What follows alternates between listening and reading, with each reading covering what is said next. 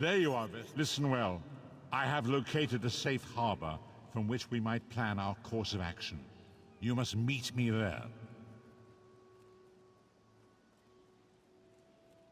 I awoke upon a sandy shore, a stretch of beach, outside a bustling city of elves, Vokelgard.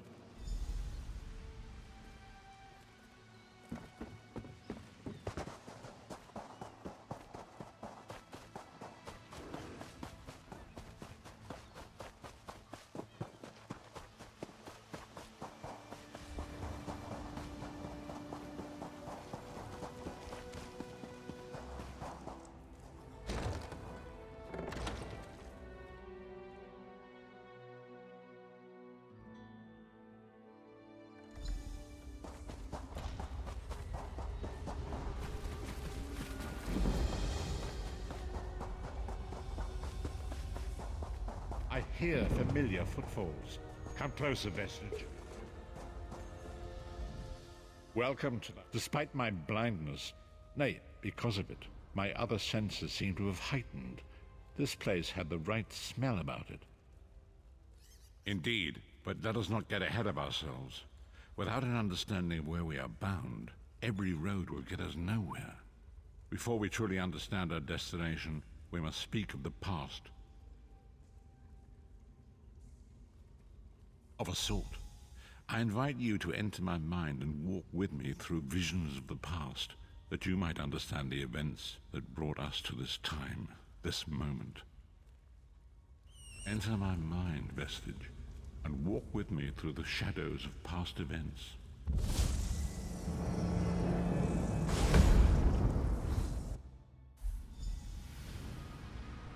Follow me, Vestige, and learn of the events that precipitated our current crisis.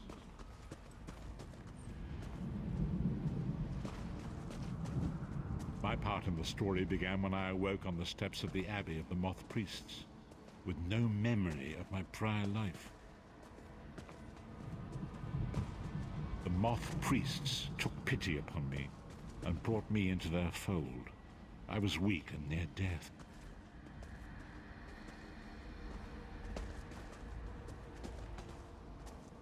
It was there I first set eyes upon the Elder Scrolls and devoted my life to their study.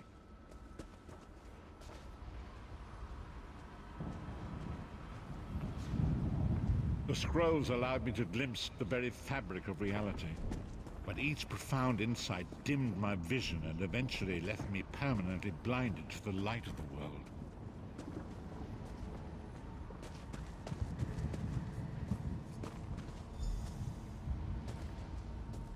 The prophecies of the Elder Scrolls are a fluid, living thing. They are not fixed. At many points throughout history, the actions of heroic mortals have rewritten them. I only know that you are important, Vestige. The scrolls reveal to me that your destiny is intertwined with that of the Five Companions. The Five Companions were a band of adventurers who sought out an ancient artifact called the Amulet of Kings. They hoped to use this artifact to persuade Akatosh, the dragon god, to accept their leader as one of the Dragonborn. The Dragonborn are mortals destined for greatness, with the blood of the dragons in their veins. It is said that only a true Dragonborn can ignite the eternal dragon fires in the Imperial City. You have already heard enough.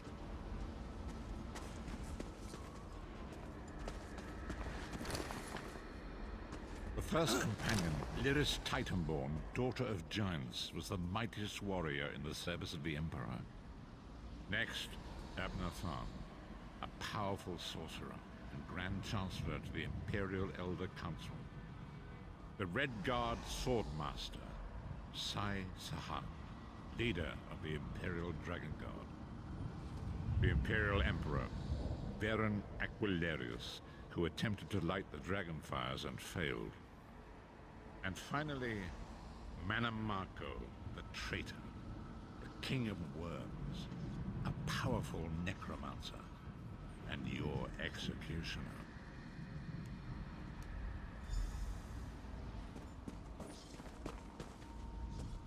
Manamako convinced Varen that the amulet could be used to perform a ritual that would rekindle the dragon fires. He claimed this would please Akatosh and entice him to adopt Veren as one of the Dragonborn. By tradition, only the Dragonborn can lay claim to the Ruby Throne and rule as the one true Emperor by divine right. Veren conquered Cyrodiil and took the throne, but unless he became Dragonborn, he feared he'd always be thought of as a pretender. Mannimarco the traitor, the great enemy, the most powerful necromancer this world has ever known. His worm cult infiltrates and corrupts every corner of Tamriel. It was he who convinced Veren to perform the ritual you are about to witness. Disaster, war, and pestilence. A world brought to its knees.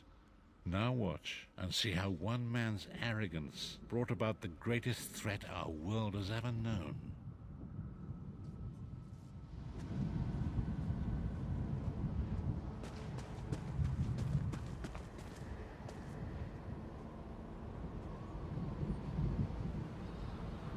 There it is. The Dragonfire Brazier. Mannimarco, you certain this will work? It will work, my liege. The Amulet of Kings will rekindle the dragon fires and ensure your rightful place as Emperor. You have my word. It better work, Mannimarco, or you'll find your neck at the business end of my axe. My lord, I wonder if you'd muzzle your half-giant pet. She really is annoying. Enough, both of you. We are here to ensure my lord's rightful claim to the Ruby Throne. Abner, begin the ritual. I have a destiny to fulfill. By the lighting of the dragon fires, I claim my rightful lineage. By the fires of creation, let me be reborn. By the will of Akatosh, I proclaim myself Dragonborn.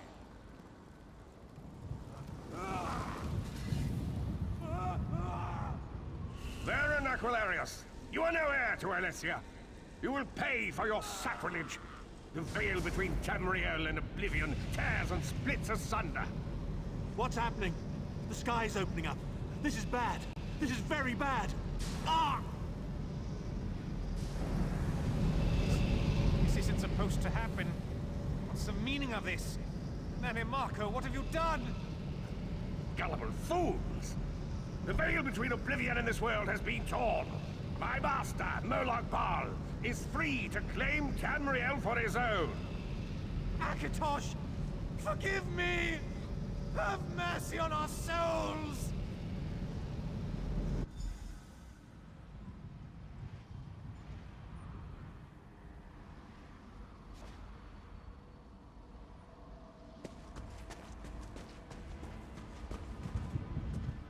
The ritual tore the veil between Nairn and Oblivion, allowing Mannimarco to be needed to power the dark anchors and initiate the plane meld. Akatosh gave Alessia the Amulet of Kings as a symbol of his covenant with Nairn. So long as the amulet remained in the care of Alessia's heirs and the dragon fires remained lit, Tamriel would be protected from the Daedra. Mannimarco tricked Veren into breaking the covenant, and the veil between Oblivion and Nairn was torn. The Elder Scrolls named this event the Soul Burst. It gave Moloch Baal the opportunity to disconnect the souls of Nairn from their hosts. Veren was lost. In the chaos of the moment, Sai Sahan took the Amulet of Kings and fled. Leris was captured by Mannimarco and delivered to Cold Harbor, the realm of Moloch Baal. Tharn remains Chancellor of the Elder Council, and his daughter Clivio rules as Empress Regent. But the true power remains in the hands of Mannimarco and his worm cult. When I discovered the truth about the 5 companions, I made subtle inquiries, but apparently not subtle enough. Mannimarco got word of my interests and abducted me. He took me to Cold Harbor, where I remained a prisoner until you freed me. The truth is always a threat to evil men. Mannimarco feared I would reveal his treachery, and if knowledge of Nairn's vulnerability were to become known, it could threaten his master's schemes. Moloch Baal does not favor loose ends. Walk. Long ago it was written, so long as the Amulet of Kings was borne by Alessia's heirs, Tamriel would be protected from the forces of Oblivion. but the soul burst tore the veil between worlds and gave Moloch Baal the opportunity he desired. Moloch Baal's dark anchors pierced the torn veil and seemed to draw near into the depths of Cold Harbor. These terrible engines of destruction were appearing all throughout Tamriel.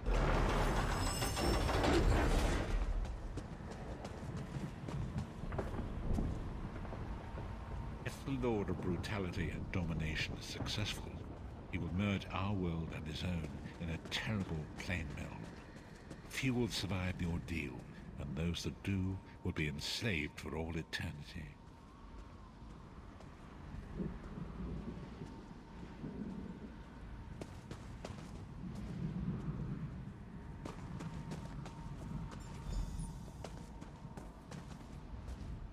And so it falls to us, Vistage. We must stop Moloch Baal and his dark anchors, or our world is doomed. And now history seems to have caught up with us. Shall we return to the Harborage? As you say.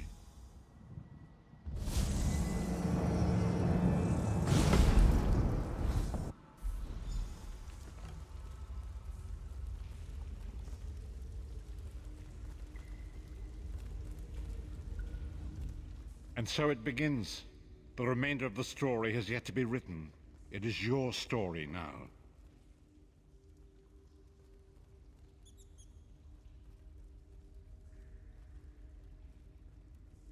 And there is so much to do.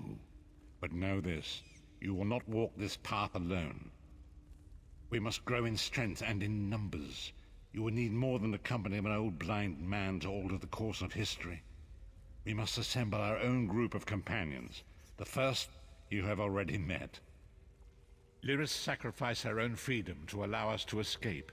She remains a prisoner in Cold Harbor. I must determine her precise location if we are to mount a rescue. That will take time. Minamarco's agents leave a web of lies and deceit. They pit the races of Tamriel against one another and divert their attention from the real threat. Seek out these agents, wherever they can be found, and expose their lies. Forgive me. Bringing you into my mind seems to have taken quite a toll on me. I must rest. I will contact you when the time is right. Until then, walk in the light, Vistage.